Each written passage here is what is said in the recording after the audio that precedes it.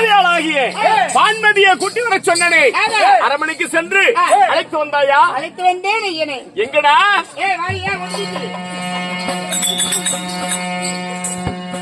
எங்கடி என்னுடைய வீட்டுக்காரரு? பான்மதி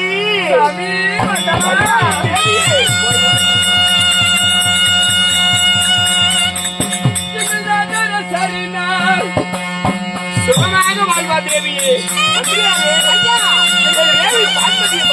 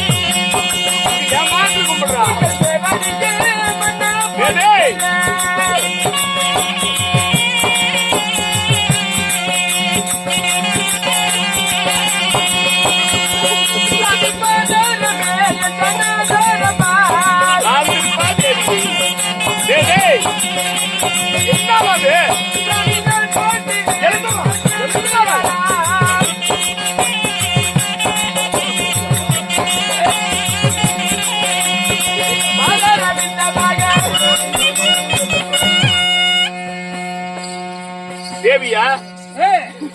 சாமி மன்னவா, உங்களுடைய திவ்ய பொற்பாத கமலங்களுக்கு மல்லிகை முல்லிகை கோங்கி மந்தாரை வெற்றி வேர் மாரிசனம் என்று சொல்லக்கூடிய அழக கோடி மலர்களை கொண்டு வந்து மண்ணினால் காலம்பி பட்டாடியால் துடைத்து கொண்டு வந்த மலர்கள் உங்கள் பாதத்தில் குவித்து அழக கோடி வந்தன மன்னா. பான்மதி, மன்னனுடைய வாதத்தை ஆதாரமாக சேவத்து வண்டினா என் தேவிக்கு மனமால கொலையாம உனக்கு நான் வெச்சு குங்கும் அழியாம நான் கட்ட இந்த திருமாங்கலியத்தோடு 56 தேசத்துக்கு ராணியாக வாழ்ந்திருப்பேன். எழுந்து அப்படிங்களா?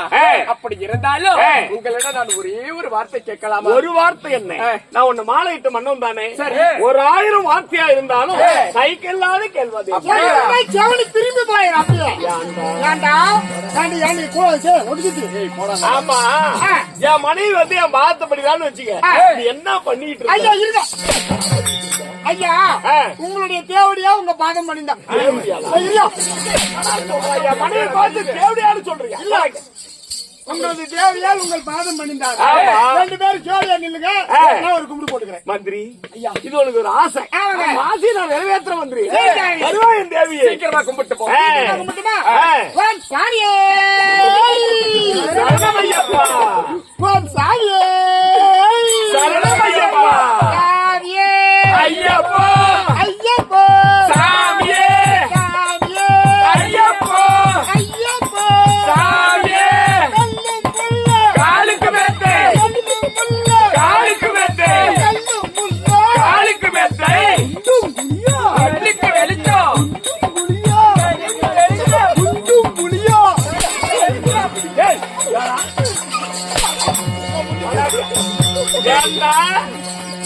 பக்தியான பாடல் பாடுறான்னு பார்த்தா குண்டம் குழியும்னு சொல்லி எங்கடா கையை காட்டிட்டு இருக்கிற? ஏன்டா டேய் நாக்க அறுத்து போடுவாரு. மறுபடியும் சொல்லு. எங்கடா கையை காட்டுற? ஆமா ஆமா அதுக்கேத்த ஜாமி. அந்த குண்டு குழி எங்க இருக்குதுன்னு தர சொல்லு காட்டு. தோத்துருமா? ஆமா சாமி மன்னவா.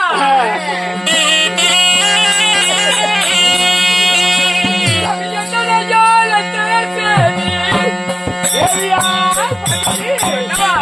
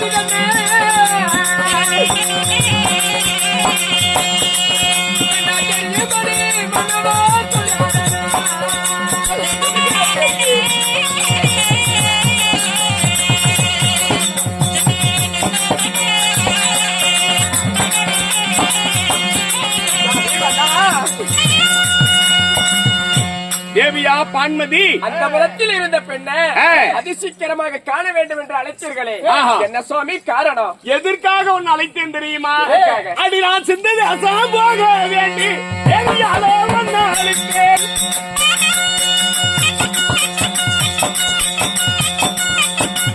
தேவியா பான்மதி.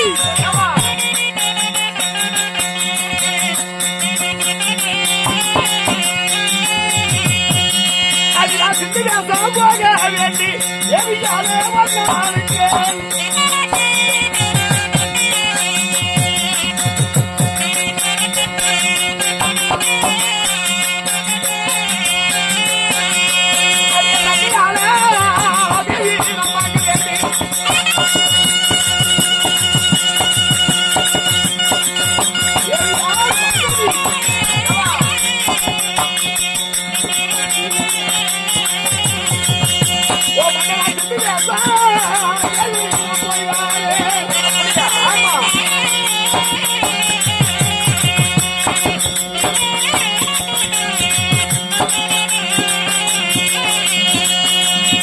தேவியா பான்மதி,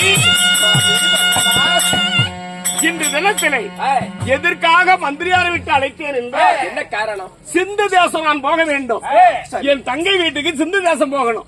அதுக்காக தேவியாக உன் இடத்துல ஒரு வாய் வார்த்தை சொல்லிட்டு போலாம் அப்படின்னு தான் தேவி ஒன்னு அழைத்தேன். உங்களுடைய தங்கை வீட்டுக்கு நீங்கள் செல்ல வேண்டுமா? ஆமா. சுவாமி மன்னவா, இத்தனை ஆண்டு காலமாக உங்களுடைய தங்கையை தேடி நீங்கள் செல்லவில்லை. ஆமா. இப்பொழுது திடீரென்று என்னுடைய தங்கையை காண நான் போறேன்னு சொல்றீங்களே, என்ன காரணம்? ஆனால் தேவி எதற்காக வேண்டி இன்னைக்கு சிந்து தேசம் தங்கச்சி வீட்டுக்கு போறேன்னா, என் தங்கச்சிக்கு ஒன்னே ஒண்ணு கண்ணே கண்ணு சொல்லி அருந்தல முதல்வி அழகு செல்வி ஒரு வாழைக்கு ஒரு கொலைய போல ஒரே பெண் குழந்தை பிறந்திருக்கு சொன்னேன் இல்லையா? அந்த பெண் குழந்தை பிறந்த உடனே நாங்கள் சென்று பார்த்தோம். ரொம்ப சௌந்தரியம் உள்ளவளாக இருந்தார். உலக அழகின்னு சொல்லலாம். அப்பேற்பட்ட அழகி என் தங்க பிள்ளை வளர்ந்து வாலிபலானா நம்ம அஷ்டாபுரத்துக்கு ராணி ஆக்கணும், மகனாகி இலக்கிரகுமாரனுக்கு மனைவி பண்ணி சொல்லி மன்னனாகி நான் மனக்கோட்டை கட்டி வாழ்ந்திருந்தேன். என் மனக்கோட்டை எல்லாம் மண்கோட்டை ஆகி விட்டது தேவி, மண்கோட்டை ஆகி விட்டது.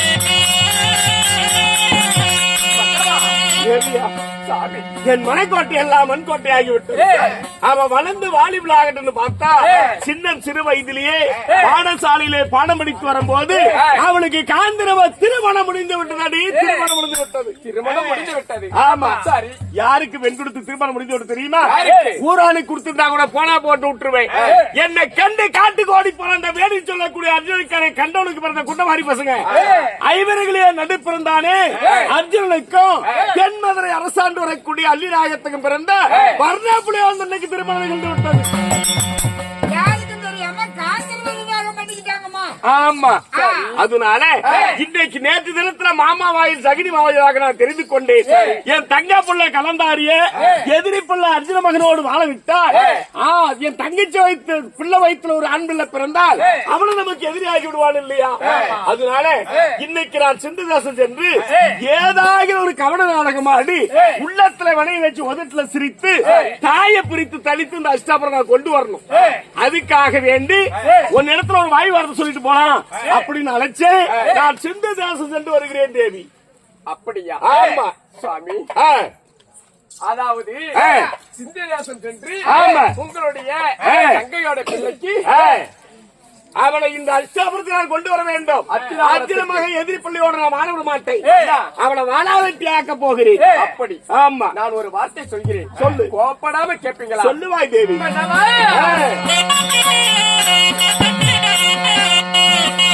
போக வேண்டாம் எந்த மன்னா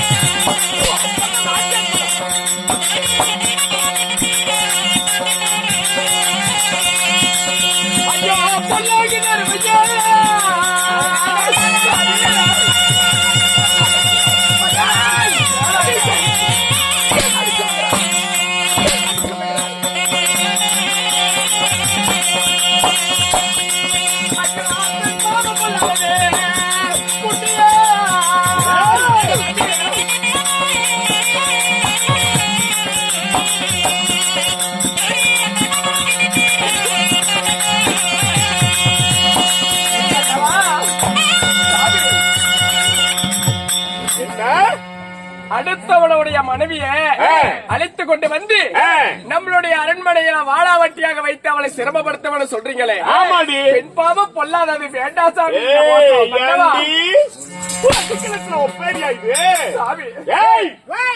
சரத்தறுத்து விடுவேன். துரியோதன என் விளக்கால எடுத்து முன்ன வச்சுட்டேன்னா இதுவரை என் கால நான் பின்னெடுத்தது கிடையாது. செய்வேன் என்று ஒரு வார்த்தை சொன்ன கெட்டதாலும் சரி, அன்றே உதயமான சூரிய அஸ்தமாகும் என்று அன்றே நான் செய்து முடிப்பவன். தெரியும் இல்லையா? நீ சொல்லி நான் கேட்கிறவனா? கேப்பனா? நீ சொல்லி நிப்பனா?